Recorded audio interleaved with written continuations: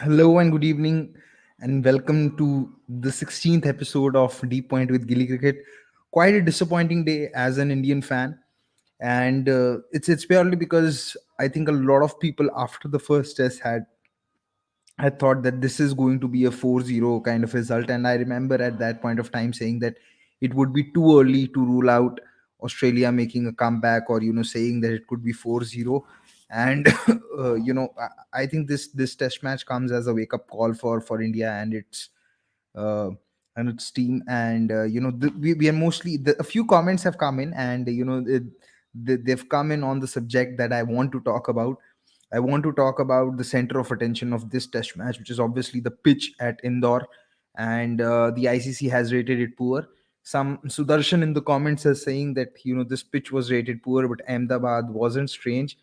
Uh, uh, and the one reason for that is because the pitch in Ahmedabad, especially for the fourth test, wasn't as bad. And in the third test, the lacquer of the pink ball actually played a huge part, where the ball just kept skidding from short of length, and short of good length, so short of full length rather, for the spinner. So I think that was one of the reasons why it wasn't. uh, I don't know Divyanu's center comment saying you look like a teddy bear. I don't know whether he's mocking me or whether he's giving me a compliment, but anyway, just taking all the comments that are coming in. Exploit is saying please talk about ODI World Cup and Rishabh Pant instead. आज mood off है. क्या बात करें ऋषभ पंत की? अभी हमें पता ही नहीं है कि कब वो ठीक होंगे. ओडीआई वर्ल्ड कप को लेके टाइम है. We will have to wait. Bharat Kotwani is asking, does Shubman Gill has technique to succeed in tests? Yes, I think so. See, no one's a complete batsman when they come from first class cricket to test cricket. You do need to work on it, because if he didn't have the technique to do well in test cricket, he wouldn't have done well in Australia, and played a few good knocks in India as well.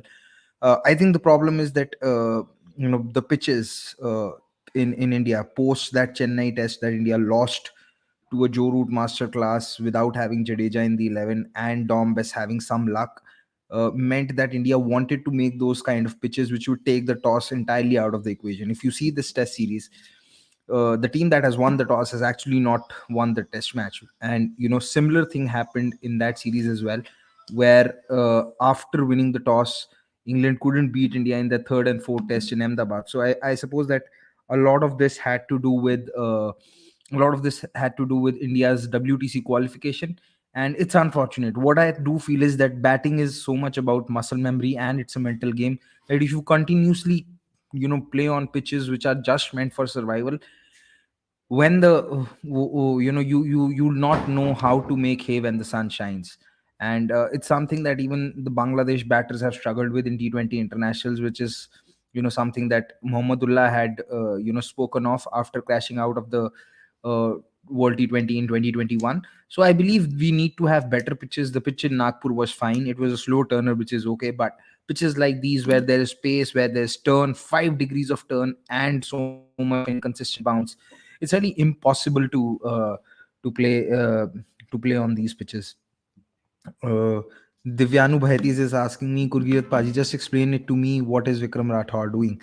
See, the one thing that I want to say is that if people want to blame Vikram Rathore for the lack of runs of the top order, at the same time you have to give him credit for the application of the lower order, because Bumrah, Mohammad Shami, Ashwin, all these players have also become better batters. So it's not that all has gone wrong with him. And sometimes I'm not so sure if all batters are going to listen to the coaches, because uh, elite athletes have also do have a tendency of being stubborn and believing in their processes despite results not going their way. So I'm not so sure if blaming Vikram Rathore alone is the right idea, especially till the time we don't know that if his inputs are being taken or not. So the blame actually has to lie, one with the management, and the other is obviously some batters would not been doing well, and when there are a lot of expectations of them. Akshar has improved so much in batting that he is looking much better than others. How? Yes, he's actually improved since the beginning of 2022. It was evident in the IPL last year as well. But one other fact that we have to account for while judging the batting of 7, 8, 9, or Jadeja, Ashwin, Akshar, is that so many times they've come out to bat when the ball has gone softer. And that also plays a part while you're batting in Asia, especially in India, because the SG ball tends to go very soft post the 40th over, and from there on the batting actually becomes a lot more easier. So I believe that is one factor as well that people need to consider. And then if we are talking about Pant and Jadeja, they also have the advantage of being a left-hander, and it's a huge advantage on pitches like these, because the bowlers have to change their plans. They sometimes don't get their lines and lengths right, which actually allow you to play better and bat better. There's that as well. Just taking all the other questions. uh, Divyanu Bheti is saying, I wasn't mocking, I was complimenting. Thank you. uh, hello भैया, cricket का कुछ नहीं, पर ये बता दो mic कौन सा है एंड आपका रिव्यू क्या है? Review on what? I don't understand. Mike कौन सा है? I'll have to check the company. I'll check and let you know. I'll tell you this in the next show. I'll have to look at the box. I can't see the name of the mic over here. uh,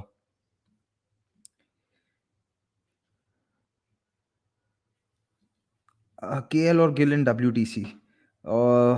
Very tough question. We'll have to see how Gill goes in the next test match. Ideally, you'd want the same batter to be playing at the position of an opener.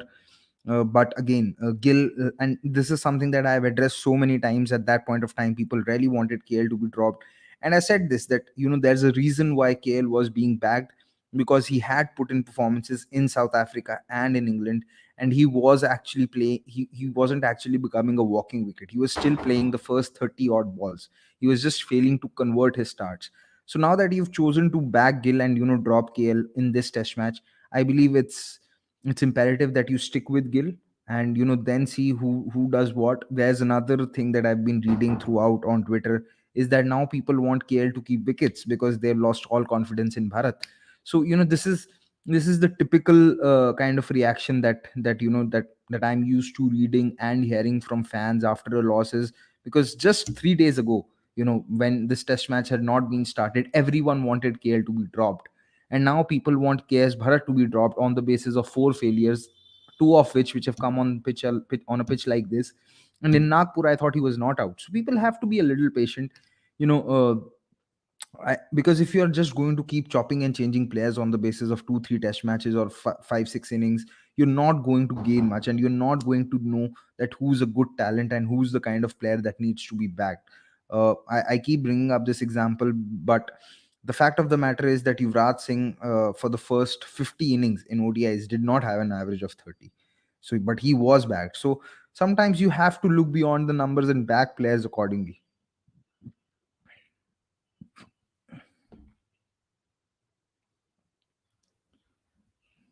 Don't Australia have anyone to replace Alex Carey? I'm not so sure. I think he's their best keeper, and he's done well. Apart from this tour, since Pakistan, he's done well. So I think they'll stick with him. And he was actually batting well in that first test in Nagpur. Post which he's really not been able to score runs. So, and I think now that Australia have won this test match, they won't really make a lot of changes.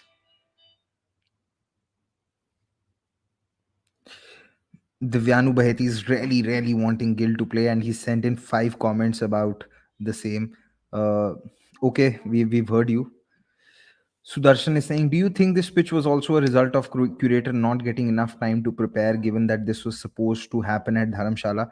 I thought so, but then post match, Rohit said in the press conference that it was a collective decision to play on such pitches. So I suppose that the curator might have been told to do this. Also, if I'm not wrong, this venue was supposed to host the final of the Irani Trophy, or the Irani Trophy, because there's only one game, which is between Madhya Pradesh and rest of India. And so they knew that they had to prepare a wicket anyway. I believe it was more down to the management wanting a pitch that spins from day one, and it's backfired terribly. So, and deservedly, I'd say that the venue has received 3 merit points, because the ICC has rated this pitch as a poor one. and I have no complaints about it. Okay, this is a good question. Uh, Paji, what about his application? What about his application with Kohli? Can't he just explain him to play more squarer? See, this is what I said. He can tell this to Kohli, but it's up to Kohli to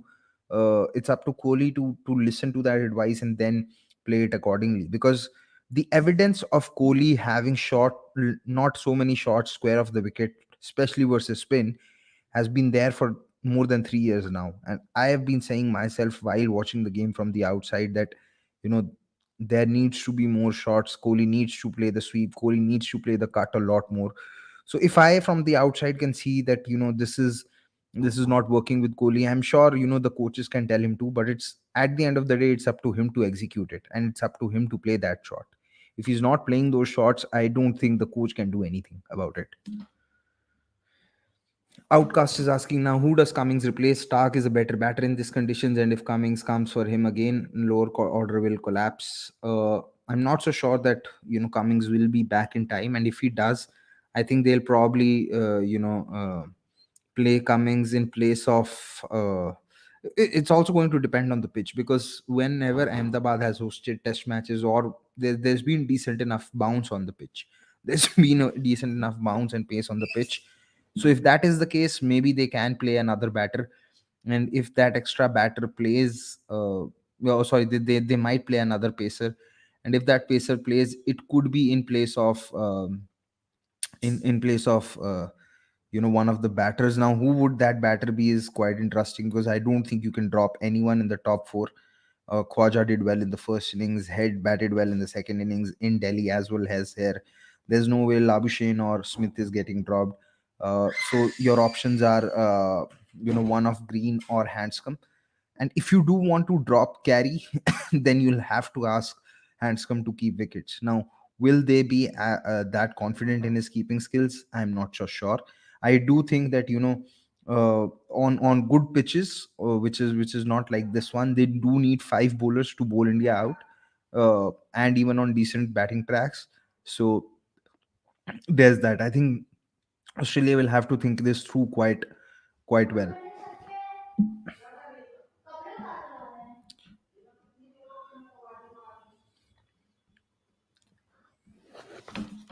Rohit, Pujara, and Kohli all have shown in this series that they still have the game to succeed in Test cricket, but why aren't they performing consistently? Okay, so Rohit's definitely been more consistent, and Pujara has also had his share of impactful performances in between. The problem that I see with both Kohli and Pujara is that their game has reached a stage wherein, even if they are settled in, or even if they have played out the first 30 balls, you can't really expect them to dominate and take the game on, which Kohli used to do early on. And I think it's purely down to the pitches that they've been playing on, ac- along with the lack of shots, because Kohli has stopped playing the cut. And somewhere, like I said early on when I began the show, if you continue to play on pitches which are not suitable for batting, your confidence becomes such that you can't really dominate bowlers even on flat pitches or on pitches which are good for batting, because your mindset and your instincts go into a mode where you're just thinking of survival. And I think that has also been the factor somewhere with both Kohli and Pujara, and maybe other batters as well, because like you rightly mentioned, I do think there's still Test cricket left in them. But I do also think that both of them need to add a lot more shots. Kohli for sure definitely needs to add the cut against pace. He needs to start playing it. He doesn't play the uppercut either, so it's either the pull or the hook. But Kohli really, really needs to open up a few shots on the offside square of the wicket. And again, spin. He's been using his feet, which is something that I like, but I just think that against spin, sometimes on pitches which he's required to play in the V, he ends up playing square of the wicket like he did in this test match. And on pitches where he's required to play square of the wicket, he has no options, because he usually plays in the V. So both of them do still have the defensive techniques, but they need to add a few more shots, because the kind of pitches that India play on, along with the kind of bowling depths that teams have right now, you can't just survive your way through defense. You need to have multiple gears in your batting, which Pujara showed in this test match itself in the second innings.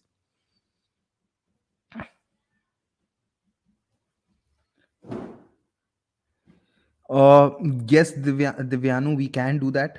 We can do that in the watch-alongs, but not in this show. Uh, but not in this show. We will do it certainly someday. Uh, I've taken your feedback, and we'll definitely do this. Okay, I think this was a conversation happening between the Outcast and Amrish Karpe. Uh, See, I personally have my doubts over Shreyas. You know, I did expect him to play well in that one-off Test match in England, because England didn't really have an out-and-out express fast bowler, and I do think that he can do well against spin. But he got out to Anderson on a short ball, so that's an issue. Uh, Again, I do believe overseas going forward, Gill is a better number five, but I think that the team management will back Shreyas Iyer, and KL as an opener is a different debate, because I think he really did well in England as well as in South Africa. So if KL, on potential and on skill levels, you should be playing KL as an opener, but I'm not so sure that what his form is going to be going into that WTC final. So I really don't know.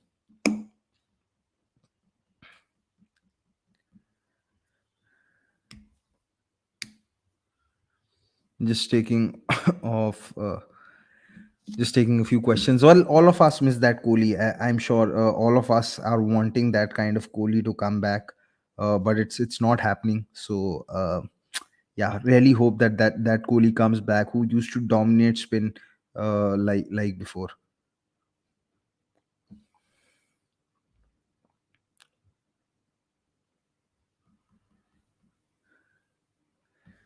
Subodh really wants me to answer something on MI. Uh, well, the thing is. MI's bowling, I don't think MI really addressed their Indian bowling in the auction, because outside of Bumrah, their second best Indian bowler was Jaidev Unadkat, and now even Bumrah's not there, so they will have to anyhow play two overseas pacers, and they'll try and they'll have to hope that Jofra and Barendorf or or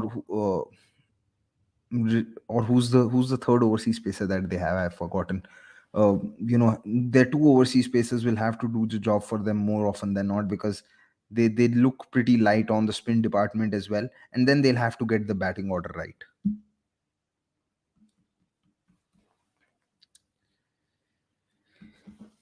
It's not a bad idea, Amrish, because if the pitch is going to be similar, and given the fact that India are not even using their third bowler, a third spinner in Akshar Patel, because Akshar Patel has only bowled 39 overs in this Test series, in the three Test matches, and Siraj really didn't get a ball in the second test in the second inning. So might as well play with one pacer shot and go in with an extra batter in Surya Kumar Yadav or KL Rahul, whosoever the team management deems fit, and try and post a score.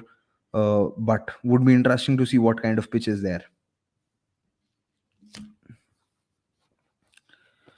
I don't know. You've rightly asked, Akshar, that we should be preparing a neutral wicket, because we also need to make sure that our batters are able to score some runs and are in the game, and so are our fast bowlers. And we did that. We did that in 2019, where our fast bowlers actually outbowled South African fast bowlers in 2019. So I don't know why is it not happening. And like I said, I think it's been a function, and it's been because India lost that Test match to England in 2021 in Chennai, and they wanted to take the toss out of equation, so so that the pitches started turning on day one itself. So yeah, I think it's purely because India wanted to qualify for the World Test Championship, and then the pitch in Kanpur as well.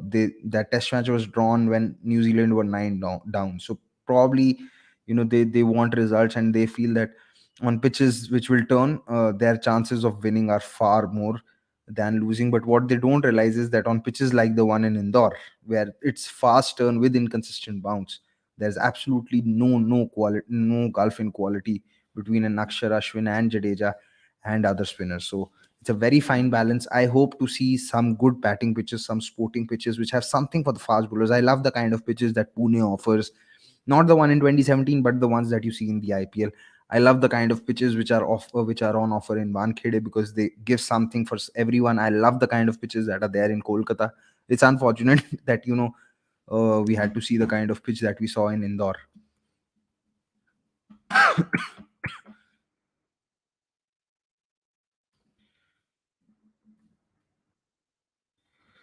Mohsin's injured, and I suppose even Kuldeep Sen is injured.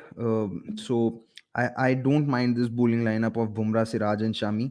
Bumrah backup in what format playing vision? I want to know. Are you asking about T20s, or are you asking about ODIs, or are you asking about Test matches? I need to know that.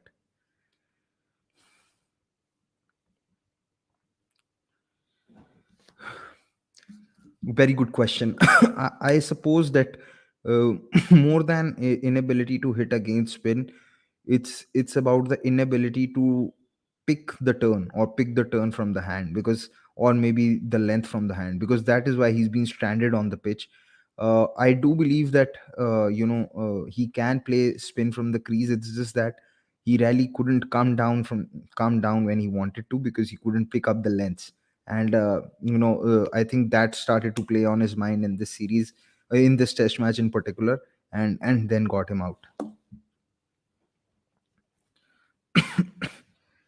Yes, Jai Richardson. Jai Richardson is the third pacer for Mumbai, or is it Meredith? I think it's Meredith. I think it's Meredith. Sudarshan is saying Bumrah's injury is concerning. Questions need to be asked of to NCA. What's going on? We might be losing our best fast bowler for the World Cup. Well, I completely agree.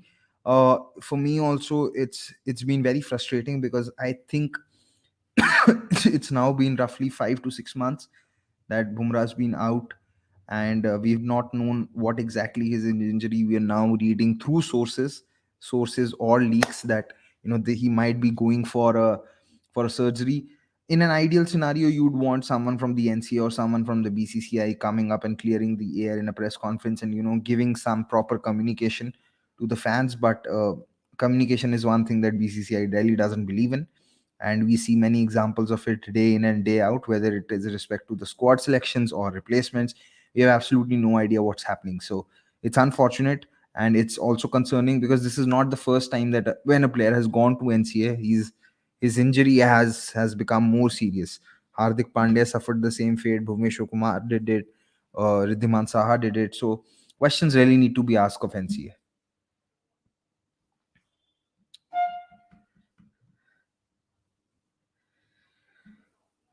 In what format, Divyanu? I want to understand from you. We need Prasid Krishna in what format? If you could, stress upon that, then maybe I could comment and say something.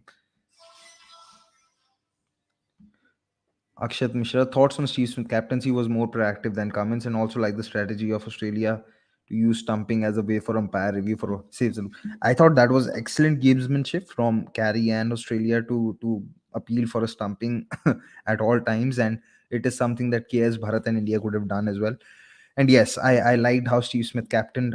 I thought Steve Smith was far more proactive than his Indian counterpart. Indian management, on the other hand, was way too reactive, and they were also stubborn, because the bowlers kept bowling full in the first innings and got their radar off.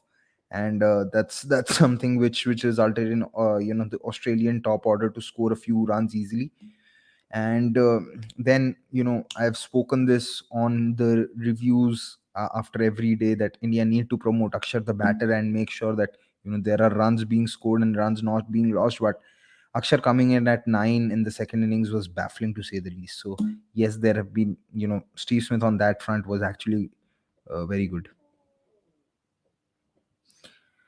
They do have a good bowling attack. I'm not so sure if they will be the best one, because Avesh has had consistency issues. Mohsin Khan is injured, and Mark Wood also is an injury candidate, and he really doesn't play 2 or 3 matches back to back. So we'll have to see how it goes. And Ravi Bishnoi has been um, out in the wilderness. We really don't know what is happening with him. Sahil Nagdev is asking for WTC, would you pick four pacers or three pace plus two spinners? And if four pacers, who would be two between Unadkat, Thakur, and Umesh? Interesting. I think India are going to go with four pace options. That is for sure. Uh, it would be Bumrah will not be there, so there will be Shami, Siraj for sure. Uh, I think if Unadkat is there, India will not play Shardul Thakur because they preferred playing Unadkat over Thakur in Bangladesh. Unadkat not only provides a left arm angle, but he also provides a lot more control with the ball. You wouldn't expect him to go for a lot of runs, and apart from that, Unadkat has better batting stats than Shardul Thakur. He's actually scored a decent amount of runs as a lower order batter in Ranji Trophy. So Nathkat can hold his bat. So I do believe that if India do end up going in with four paces, they would be Shami, Siraj, Umesh, and Nathkat. And Shardul Thakur could miss out.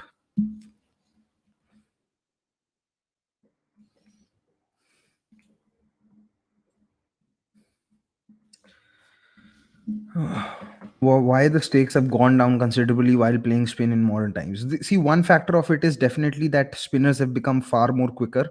Early on, the average speed, especially if we are talking about the era of 2000s and 1990s, I think the average speed used to be somewhere between 80 to 90 kilometers per hour. But now, you see a lot of spinners who can even touch up to 100 kilometers per hour where when it is required. And quick wrist spin is not easy to play. It really doesn't allow you any time.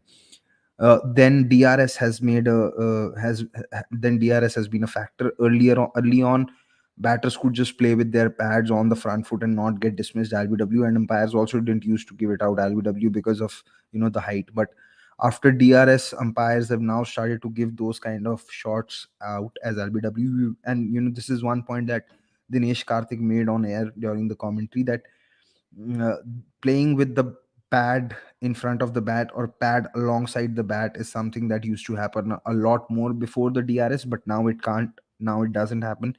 Even someone like Kevin Peterson struggled a lot with it.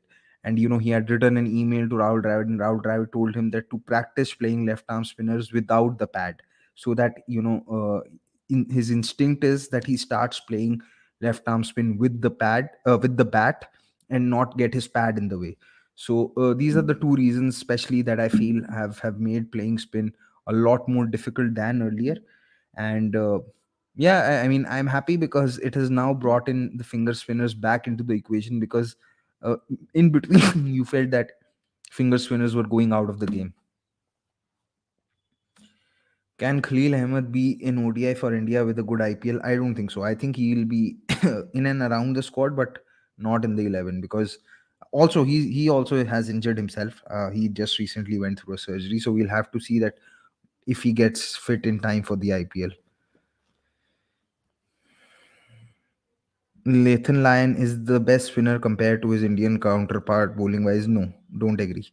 Ashwin has a better average in South Africa, England, New Zealand, and Australia than Nathan Lyon. He has a better average in the fourth innings. He has a better average in India. So no, I don't agree.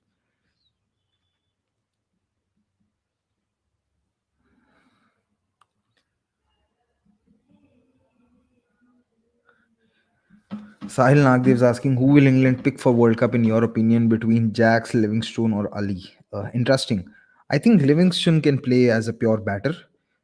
They'll probably be deciding between Jacks and Moeen Ali. And unfortunately, because of there being so much cricket, I really haven't followed both of them closely. So I would not be answering this question. But yes, it's an interesting debate, and I hope to see England play a lot more before I answer this question, and see the respective numbers of all three of them before I answer this.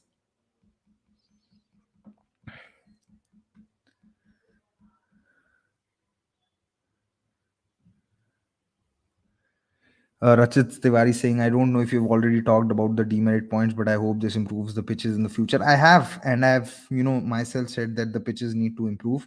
So hopefully they do. Just seeing a few points. Divyanu and Sahil Nagdev have been having a conversation amongst themselves in the comments, And it's an interesting it's an interesting conversation that is happening, where Divyanu says that Swan was actually one of the best spinners to come to India, uh, which I agree. But I'm not so sure if the current spin attack is as good, because they didn't really play on pitches like the one in Indore. Uh, Chitransh Musalgaonkar is asking your thoughts on baseball. Uh,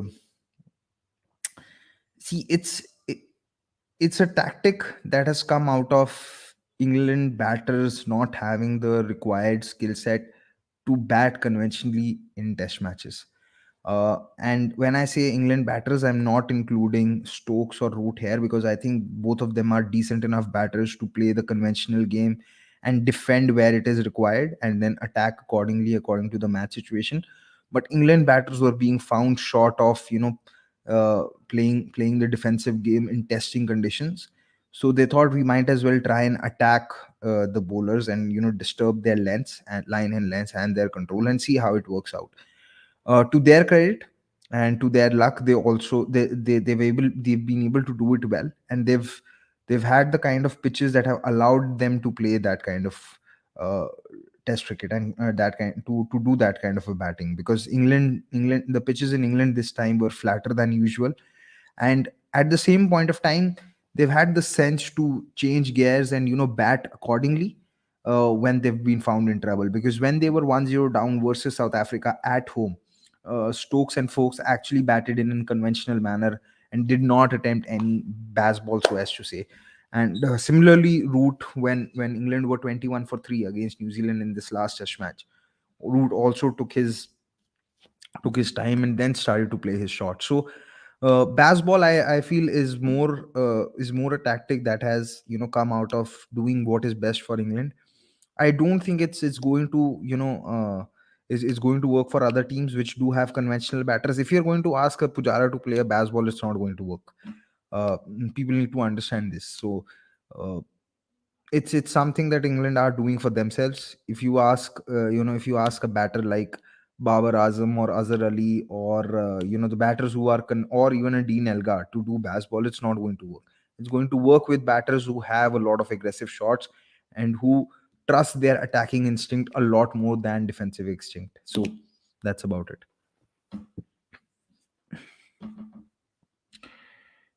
If play, I don't think Punjab will be able to start with Sikandar Raza playing vision.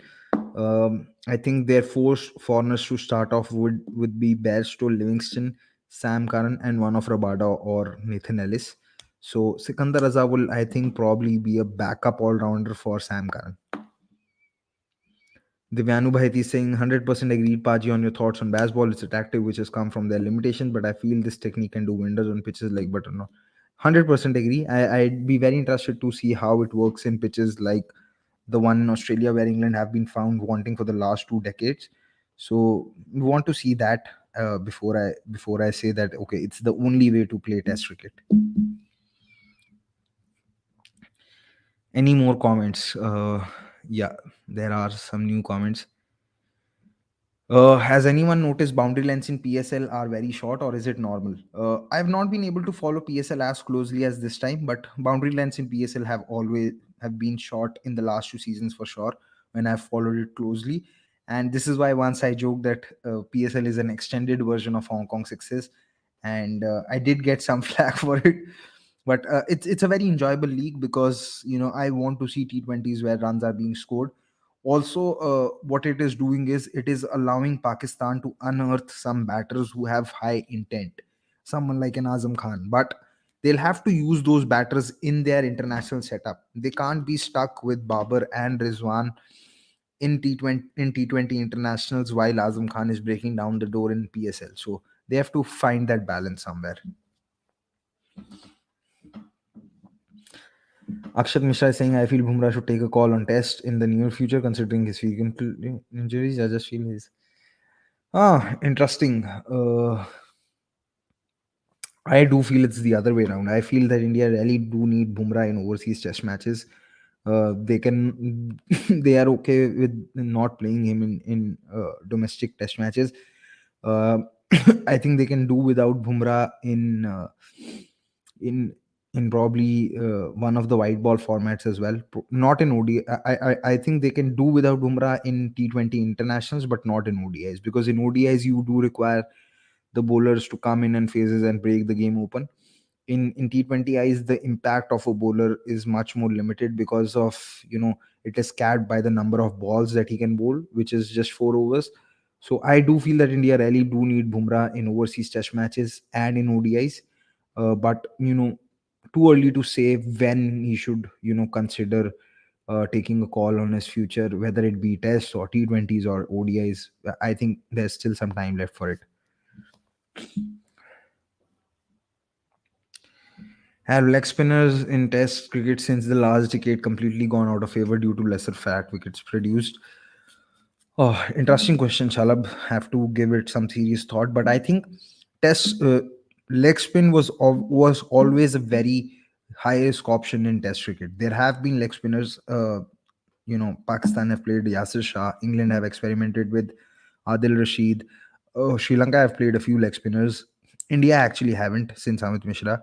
But leg spin is a very difficult art to control. It's a very difficult skill to control, because uh, you know you just need to try this out at home. When you are bowling finger spin and when you are bowling leg spin, your control has to come with the back of your hand, and the thumb really doesn't play that much of a role. But while you're bowling finger spin, you need you can impart some control with your palm as well as your thumb, and you can have a lot more control. What you'll also see is that a lot of spin bowling all rounders are usually finger spinning all rounders because they're able to work on their batting. Leg spinner all rounders are very rare, because you need so much of time dedicated to the skill of leg spin and to learn that control, that it's difficult to work on other skills. So that is one thing why getting leg spinners in test matches is difficult. And you would see, even in the history, even across history, there are very few leg spinners who have done well in test matches, because it's a very difficult skill to master. And if you can't master it, then you can go for plenty. So that's a factor. But I'll have to think about this lesser flat wickets produced part. Maybe it's a factor, but I haven't really given it much thought. But yes, it does look like a genuine question, and does require some thinking.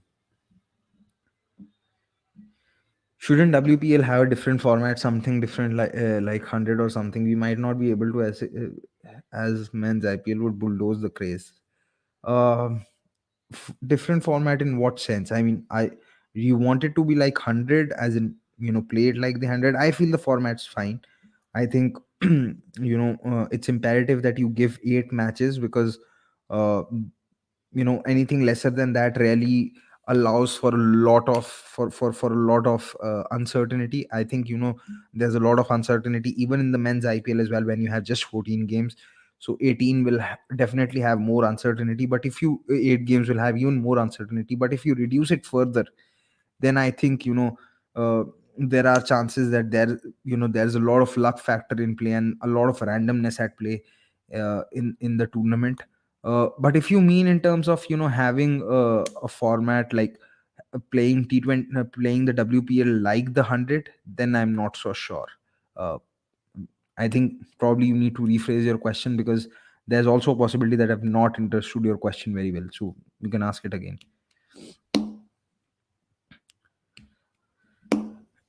A good pitch is the one which provides an equal contest between bat and ball and hopefully a close finish. Also, the pitch should hold good for all 5 days. But does this guarantee a result? Not sure. Uh, See, uh, I just feel that a good pitch in test match is one that has something for everyone. Sometimes it will not. The test match will not go to the 5 days because of the gulf in quality. Uh, I don't mind spin happening from day one. My issue is that it cannot have inconsistent bounce with the pitch breaking up, and it cannot have 5 degrees of turn. I had no issues with the pitch in Kanpur. The ball was turning, but it was turning slowly, so it was allowing the batters to have some time to play that turn. But if I am ever asked that what would I prefer between the three things, whether it is turn, seam, or bounce, I'll always go for bounce. The reason for that being is true bounce allows everyone to come into play. True bounce allows batters to play their strokes and get value for runs. Bounce allows pacers to bend their backs and get some extra bounce and rush the batters and catch them off guard. And bounce also brings in spinners into play. Someone like an Ashwin who's actually tall, he can get a little more bounce if he's able to beat the batters through the air. So between three things, I'll always love a pitch which has bounce, and I also think that a pitch which has bounce always produces more exciting and watchable cricket than the one which has low bounce. We've seen if enough examples of that when matches are played at Kotla where there is no bounce and matches are played in Wankhede. Bounce really makes cricket a lot more watchable. So that is something that I'll definitely want over seam or spin.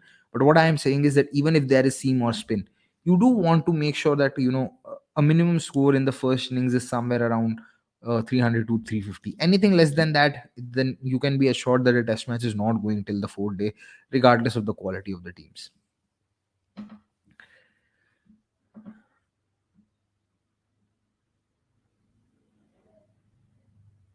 Archita Aryaman is saying, for me, a good test pitch in India is like a Kanpur or a Bangalore test one. Do you think FC average is important? Because Upendra Yadav has a lot better FC average than KSP. First class average is definitely important.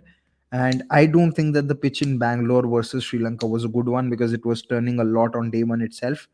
And the ball was actually bouncing up and down. And the pitch was also given a below average rating. I do think that somewhere the pink ball might have had a part to play in that, but I wouldn't really say that it was a good pitch. The pitch in Nagpur is something that I do agree with was a good one. Um just taking a few more questions. Ashwini Talks is asking, how Gurgeet, how do you rate Smith captaincy? I've already spoken on it. I really liked how he captained in this test match, but I wouldn't really say that just on the basis of this test match you can make him captain once again. Didn't like how he used to captain uh, Rajasthan Royals. I thought he made his fairest share of mistakes while captaining Rajasthan Royals. So that's about it. Why is there no hype around WPL? What parameters do you look at for a tournament to be successful? Uh, as far as a tournament is providing entertaining cricket, I think does become uh, successful because if there is entertaining cricket, more people will watch it. When more people will watch it, more advertisers and sponsors will come in, and the tournament will make money. So for me, that is very simple. And if this happens at the same time, you will have cricketers developing and you'll have a better pool of players to select from. So these are the few things that I look for before to say uh, if a tournament's successful or not. Okay, Raghunandan Rao has replied. He's saying maybe something different from IPL rules or way of doing. Okay, interesting.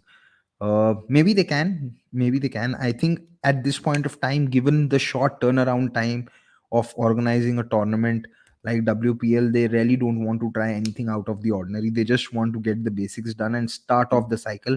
And maybe we might see some inventions or something new uh, in the seasons after this one. Probably in the season 2024, 2025, and so on. Paul Arnab is asking, do you think India can go in with extra batter instead of a pacer in Ahmedabad Test? Yes, I have already addressed this. Iswaran Panchal, Jaiswal, are there anywhere near the setup you think? I think Iswaran is, but we'll have to see, post the World Test Championship that which batters are being selected or drafted into the squad. I really wanted Sarfaraz to be in the squad for Bangladesh so that the team management could see him play the Indian bowlers and then make up their mind on when they want to give him a debut. But it was unfortunate, and once that didn't happen, it was always unlikely that he will play in the Test series against Australia. So hopefully, when India do select uh, the squad for the Test series, I think it's going to be a tour of West Indies after the Test Championship. They do draft in a few new players. The ODI series versus Australia will be very competitive and exciting, says Amrish Karpe. Yes, it will be because I think the full strength Australia is coming. There's also going to be Maxwell, so it's going to be a good series.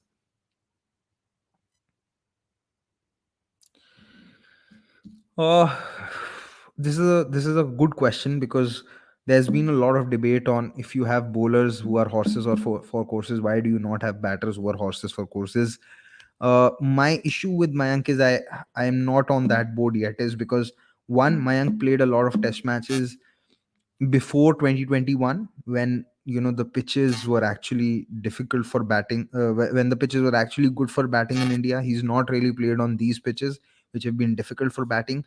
Two, even if you say that he's good versus spin, even on these pitches, I'm not really confident of him surviving the Pacers, because the way he was batting in the last IPL, he was completely opening up. He was struggling with movement against the white ball in IPL, and the red ball moves a lot more than the white ball. I think that is something all of us can agree on. So if as an opener you are not able to survive against Pacers, I am not so sure that it's a good idea to have him open even in test matches at home.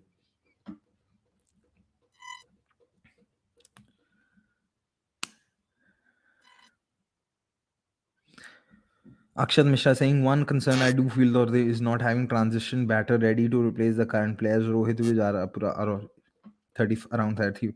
I completely agree with what you've said, Akshat, here, and it's something that I've mentioned, that India do need to draft in a few batting reinforcements in their squad and need to look at them.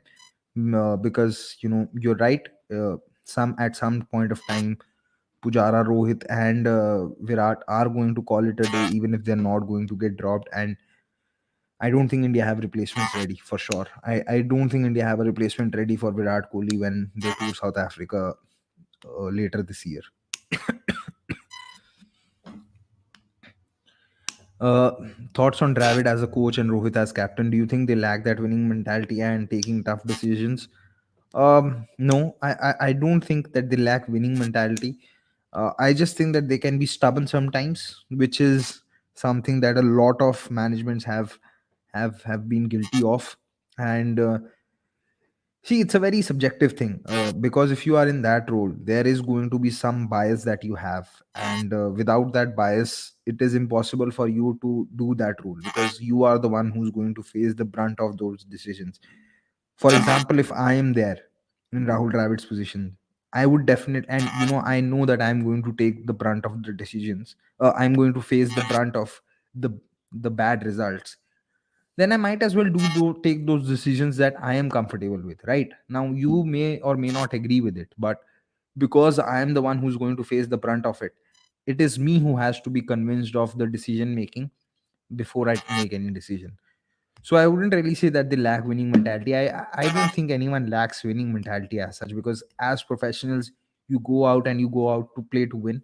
But I I do think that, how as Ashwin had mentioned, that the outside noise does play a part in making sure that what kind of decisions are taking. Because in Bangladesh, when India, in that second test, when India were in a spot of bother, Ashwin had suggested that India could send in Umesh Yadav to hit a couple of sixes and then see how you know the the game changes. And Dravid did say that, will you call it Dravid ball if it works out? But he said that it wasn't right, because had it failed, the outrage would have been so extreme that it would have been difficult for everyone to manage. So regardless of what any captain or management will say, outside noise does play a part. And I do think that as our cricketing culture is such that we are not open to a lot of new things, so that also restricts the decision making capability of the captain and the management. And you can only be stubborn, or you can only be open to experiments all the time if your experiments have given a result. If they haven't given a result, then you go back to being conservative, because at least even if you fail, you don't want to fail while doing something which is out of the ordinary, because then you will get far less criticism than the obvious one. So it's about that. You things can't really be black and white. You have to think it through. You have to give it a little more thought, and think of the reasons why something might have happened and why something did not happen.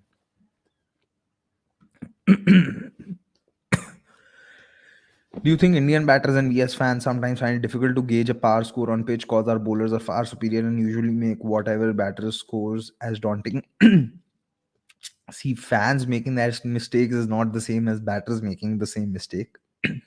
Fans can obviously make that mistake because you are only watching the game from the television, and you will not know how many cracks are there exactly on what spot in which pitch, and how the ball is staying up or staying low. So fans can make that mistake. It is not something which is which is out of the ordinary. But batters should not be making that mistakes, because they have been playing this sport day in and day out for all their lives. They have seen so many different pitches. They should be knowing that what is the power score.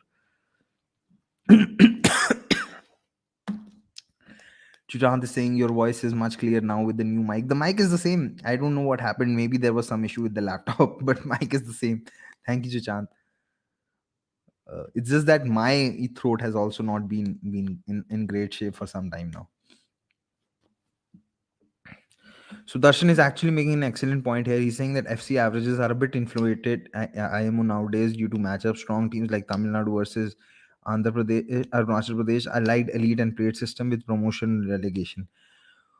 Well, there are still groups. I don't think all teams play each other. There's still the played group, and there are still the other groups. But yes, what I do feel is that sometimes what happens is that, a lot of talent gets scattered, and that means that teams are not as strong as they can be. I do feel that between the Ranji Trophy and the Vijay Hazare and the Sayyid Mushtaq Ali, there has to be another system, especially for, uh, there has to be another system, or maybe there needs to be lesser teams, so that teams are of equal strength and all of them can compete better.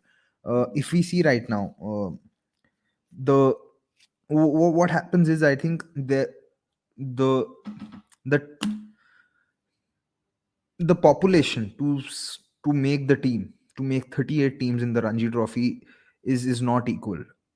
Uttar Pradesh, one there's one team which is Uttar Pradesh, and to select a squad from the number of people in Uttar Pradesh, is that there is far more competition to make it to the Uttar Pradesh team than there is to make it to the teams in the Northeast, because lesser population. It's just simple and pure numbers. So I do think that maybe there's a need of having another competition where teams are much more concise and closer, and you have the best of talent from the states and competing against each other. Because when you have 38 teams, I think that the talent gets scattered and teams are not as strong as they can be. There's a definite attempt to have a Duleep Trophy, wherein you have the west zone, the east zone, the north zone, the south zone, central, and southwest. So you do try and bridge that gap, but I still think that what needs to happen is that you need lesser teams than 38 teams in the Ranji Trophy or in your competitions, and have teams which have an equal amount of talent, so that, like you said, there isn't that inflated numbers, which has been the case with a few batters, because they've had that opportunity to play against weaker teams. Prithvi Shaw has been a good example in recent times, where he's scored a lot of runs heavily against Arunachal Pradesh and Assam, but not been able to do so against domestic strong houses and strongholds. So make a good point, but I really don't know what is the exact solution to address this.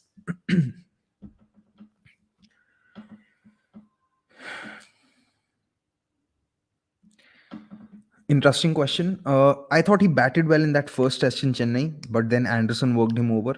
And after that, the pitches were actually difficult. He batted well against New Zealand, where he scored, I think, a 50 or a 46. I think he scored a 50 in Kanpur, and then he scored a 46 in Mumbai. Uh, with Gill, it's been a case of him also throwing away the starts. It happened in ODIs as well, until very recently. But his numbers in test matches are a function of playing on difficult pitches and also throwing away starts. But he will get better because he's only 23, 24.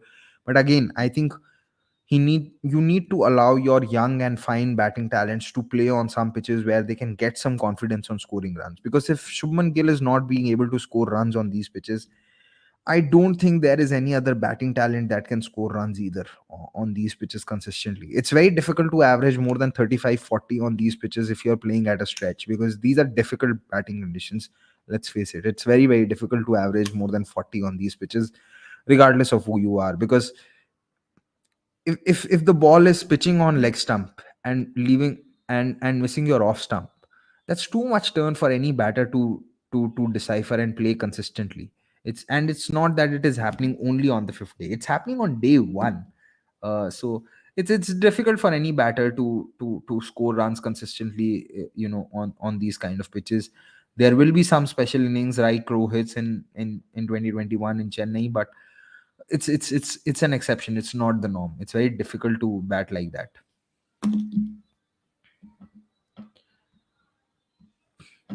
Pranav Anand has made an excellent point, which is something that even Nikhil had spoke in one of the shows that we did, and I agree with this. With players like Pant and Bumrah out of the WTC final, which player, according to you, would be the X factor that could be the differentiator? Difficult to say. Ideally, you'd hope that, given that Oval's a pitch where, Oval's one of the flatter pitches in England, you would expect someone like a Gill or a Rohit to score runs. Even Jadeja hasn't done poorly outside of India while batting. So hopefully, one of these three is the X factor and could be the differentiator. But I won't have my hopes high for the WTC final. I'll be very, very honest. Uh, like I said, and like I've said, you know, uh, about this on the batting coach front is that if you want to criticize the batting coach for the failures of the top order, then you also have to give him the credit for the improvements of the lower order.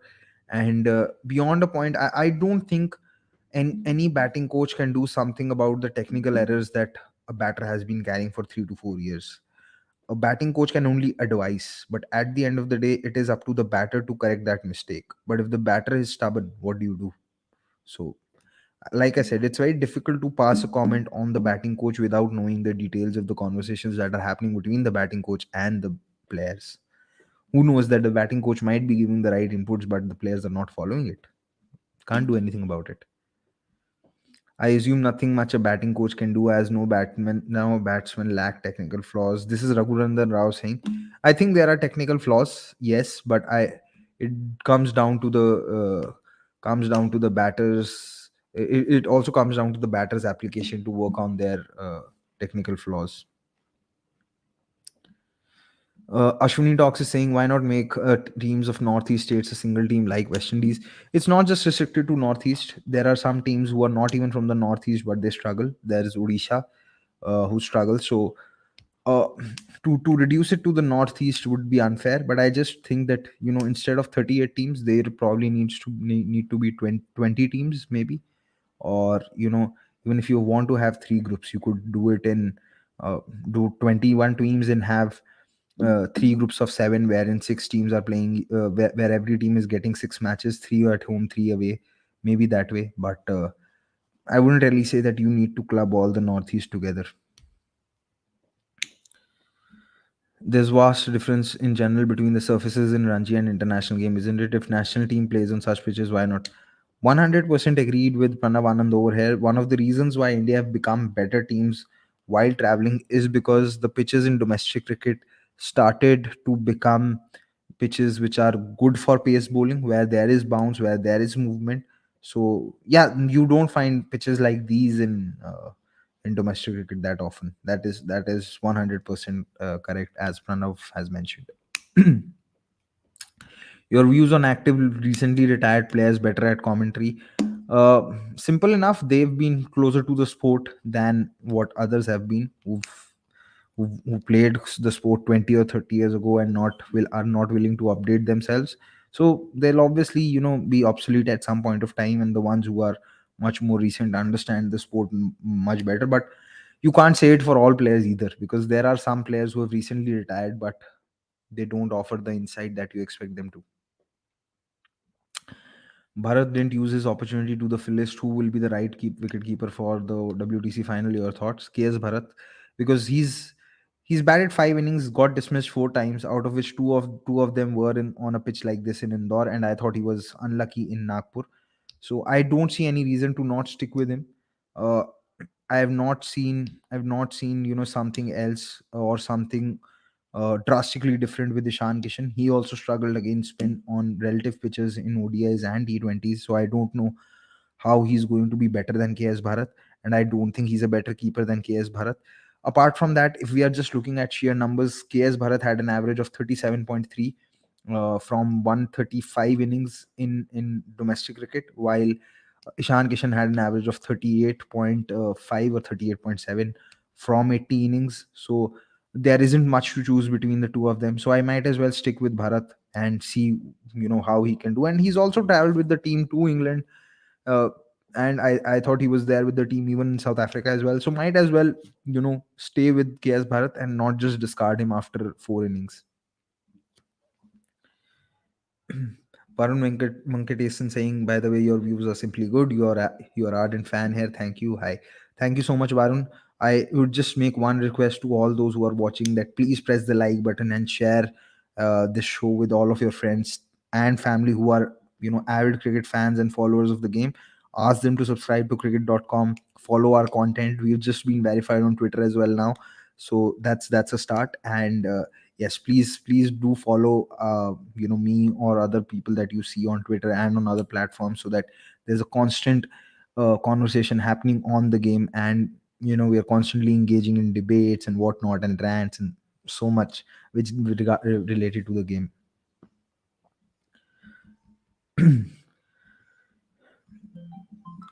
Do you like DK as a commentator? He's been fine. Breath of fresh air. I've not 100% agreed with him on everything, but he's better than everyone else.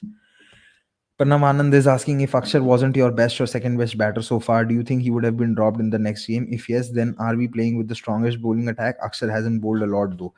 I don't think Akshar has bowled poorly. I thought he was bowling well in Nagpur and creating chances against Smith. There was a drop chance as well. I just think that once Jadeja and Ashwin started to pick wickets, Rohit didn't want to throw the ball to anyone else. And that is reflected in the number of overs that both of them have bowled. Akshar has bowled 39 overs in 6 innings, and Jadeja has bowled 100 plus. 105 was the number that I last checked. Ashwin has bowled 91 overs, probably a little bit more than that. So if there is this huge gulf between the usage, it's difficult to get the best out of bowler. Aksar's usage as a bowler has been very much like India's usage of Jadeja as a bowler in England.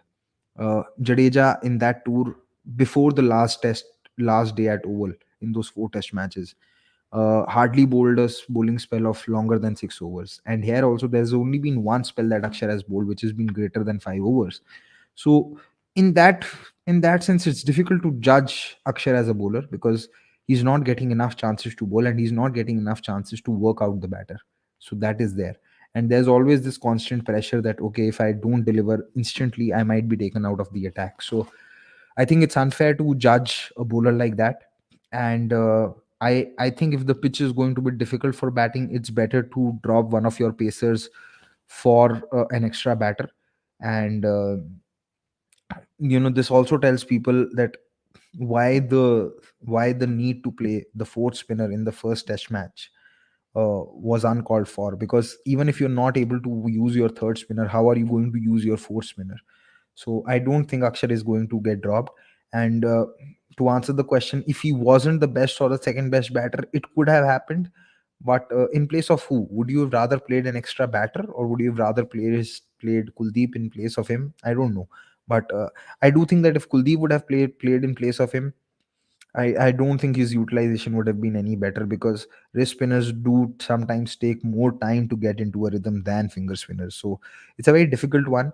But for me, the start, it was always uh, Jadeja, Ashwin, and Akshar to start off with, and Kuldeep in the reserves. And I'll stick with that even in the 4 test match.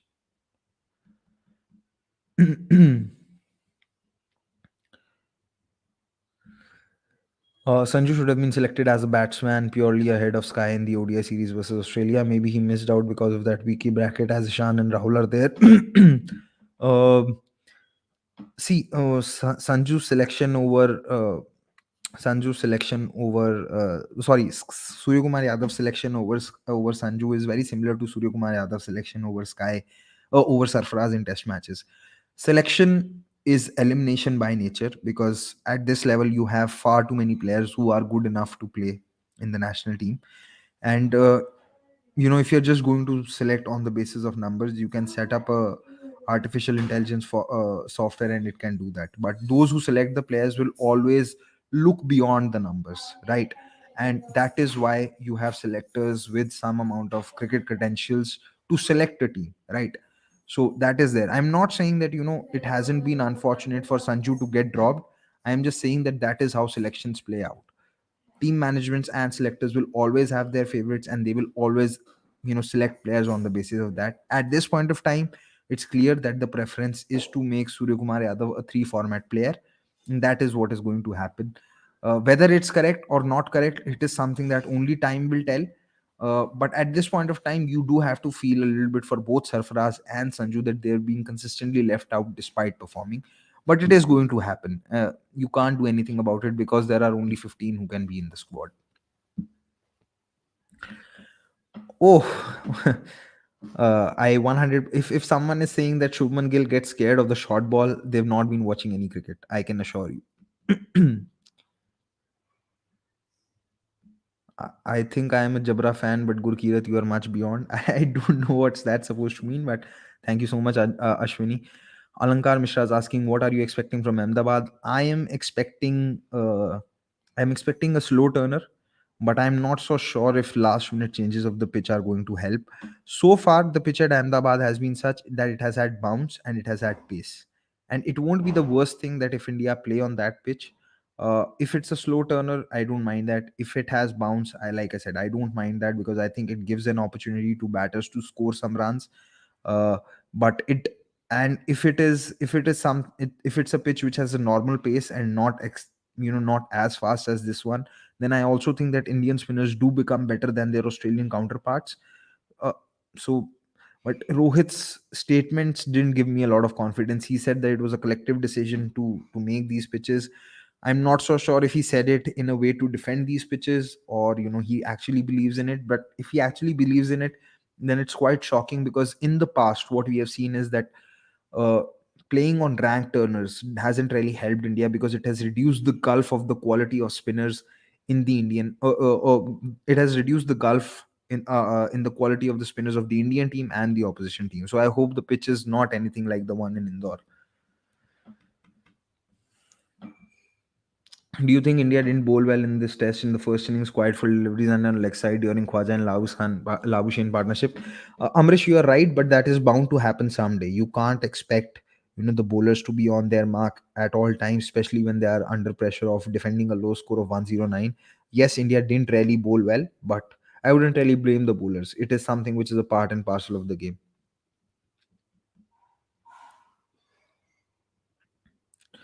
Sanju can easily be backup of KL Rahul, but they are carrying Ishan in ODI. I think they want to give him a few more chances, one more series at number 4 before they decide on Ishan Kishan's fate in ODIs.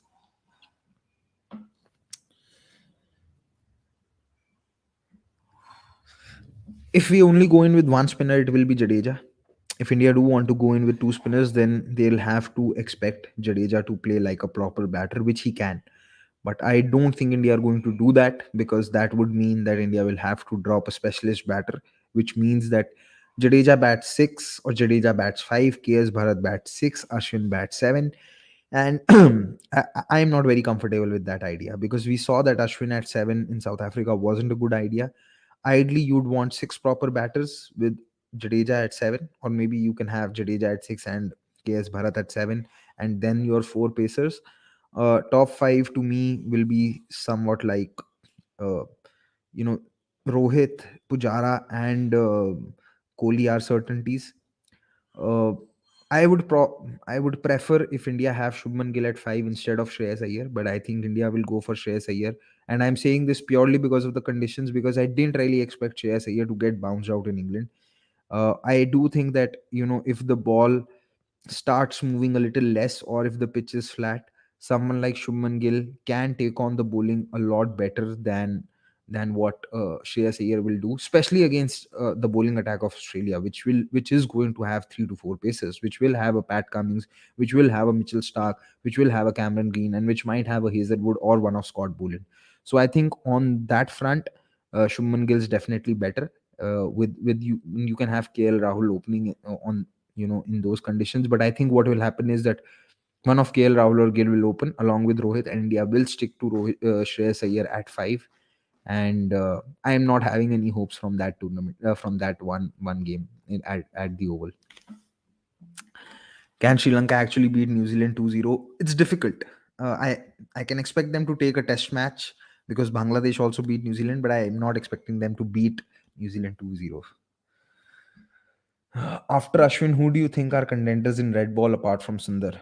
If we are just talking finger spinners, then there's Saurabh Kumar, there's Shams Milani. But if we are just talking of off spinners, then I think Sundar is the best option right now. There's also someone like Ravi Sai Kishore, who I think that can actually do well. Uh, so that's there. Well, guys, I've been on this show for 70 minutes now. I've spoken a lot.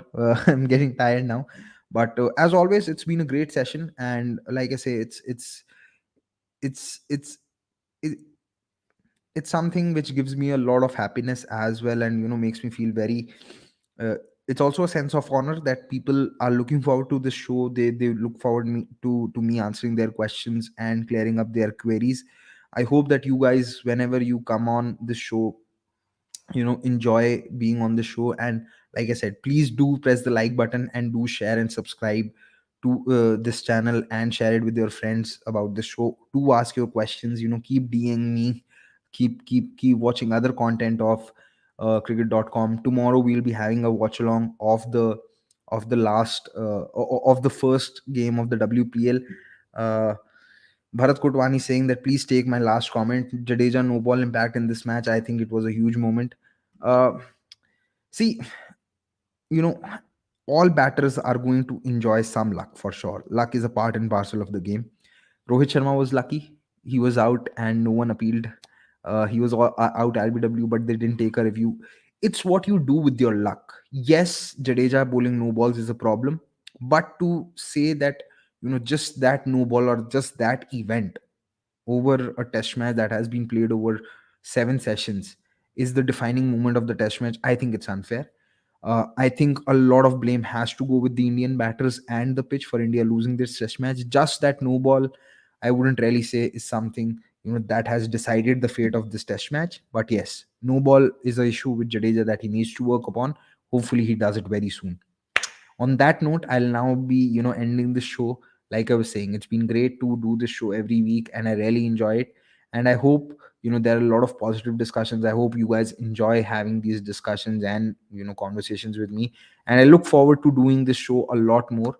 And hopefully a bigger audience in every next show, and every week. So thank you so much. It's been great doing this show. Please, repeating this once again, don't forget to press the like button and share and subscribe. And stay tuned for more on cricket.com. There's the app. We've actually had a new we've actually had an update, so do look after it and do check it out. And that's all from me today. It's been great doing this show. Really enjoyed it. Thank you so much. Bye bye.